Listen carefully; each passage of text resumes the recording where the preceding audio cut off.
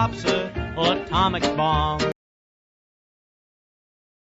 The free nations face a worldwide threat. It must be met with a worldwide defense. Hello everyone and welcome to Axis and Allies 1951. Today we'll be taking a look at some of the updates that we had to make just before we start playtesting this weekend. Alright everyone, well we're a day away from doing our next playtest for Axis and Allies 1951, calling it version 3.0. So got the board all set up. Took me roughly about an hour just by myself. Prior to the setup, we did have to make some change some things around. Some rules got changed and some other things got added. Some things got subtracted right off the bat.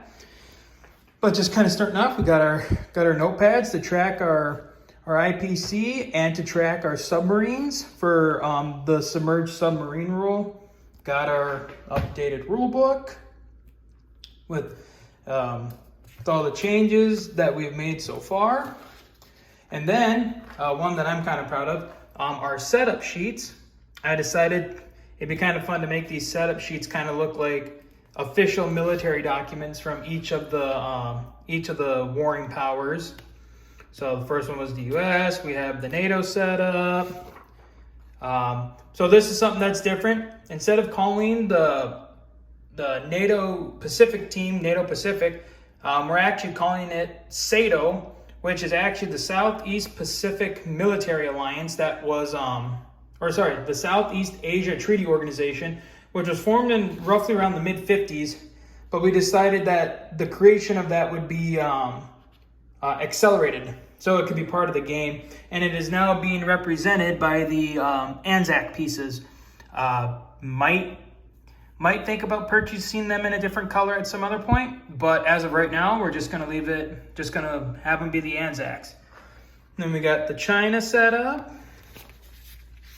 Took me a while to kind of research for like some of outside of the United States, because I actually work for the military.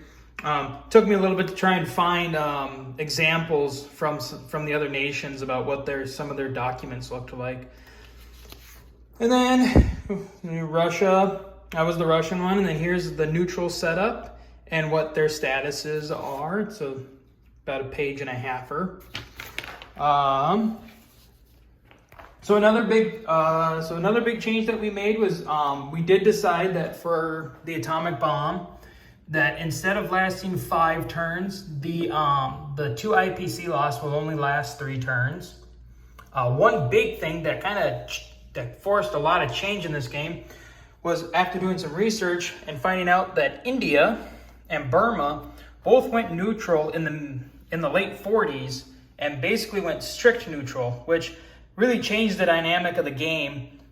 And now it's kind of forced us to change some stuff for the now SATO team, because it turns out that another mistake that we made was originally we had the Shan State and Siam as Chinese-controlled territories, when actually they make up the country of Thailand, which was its own country by the 50s, and actually one of the founding members of the SATO alliance. So to kind of boost up the income a little bit, we changed Siam to 2, and then we changed New South Wales, Queensland, and New Zealand to 3s, just to kind of give SATO a boost.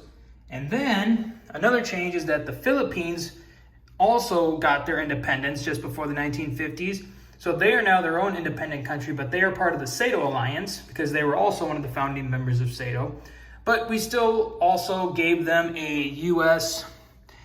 garrison to help them defend the islands from the Chinese hordes, which we're using the Japanese pieces right now, but my buddy Airsoft Commando just bought an entire China team from Historical Board Gaming, and we'll get that set up probably later tonight or early tomorrow, so it'll be just in time for the play testing, which is pretty exciting. Another thing that we kind of changed up, or that we're kind of adding to the game, are air transports. Now, for right now, we only have air transports for the United States, NATO, and SATO. We are working on getting air transports for the Soviet Union and Communist China.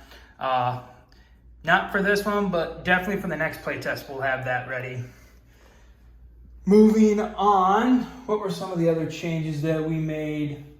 Actually, that's just about it. Well, actually, another thing that you'll notice too, another nation that we realized that we discovered went neutral was all of Indonesia, which got their independence from the Dutch in the late 40s. So we gave them some gave them some defensive armies as well. But we left Dutch New Guinea still open.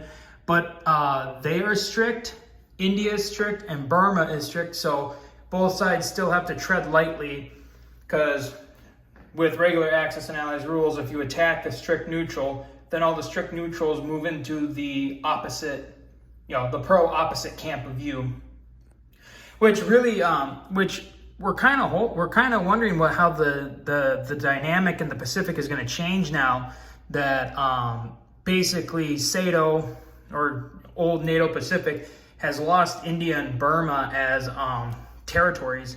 So it'll be quite interesting to see what sort of happens in the opening turns, and to see what how SATO can fare against Chinese attacks, obviously into Southeast Asia, and attacking into and taking Hong Kong from them as well.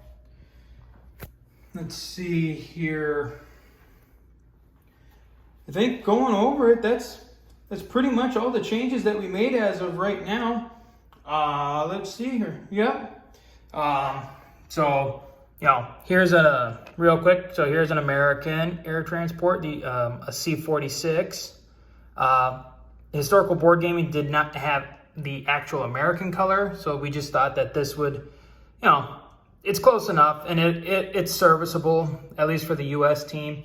And then we got C-47s for NATO and SATO. We'll more than likely buy more, and then we'll probably, paint a handful of them in the tan color for the British. It's just a little lighter, but honestly, I think the C-47s can just stay this color and be a serviceable color for air transports for the SATO alliance. Let's see here. Yep. Going over it, that's all of our updates for right now. We're really looking forward to getting started on this tomorrow. Oh, actually, I did forget one thing. This was pointed out to me when I did the atomic bomb video.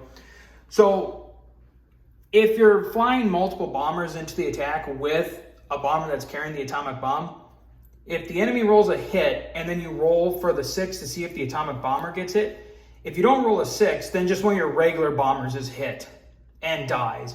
I made that mistake and missed that when I did the video first. So if a bomber's hit and you don't roll a 6, then just one of your regular bombers is hit if you're launching a strategic bombing raid with more than one bomber. So that is it. I'm pretty sure that this is now the end of the video. Sorry, I keep remembering things as we kind of get going along here. So hope you all enjoyed the video. Like, subscribe. If you got any comments, please leave them. Like I said, we're always happy to get people's perspectives and their ideas of what we might change or what we might keep or update anything. We'll see you guys tomorrow once we actually start getting the playtest started.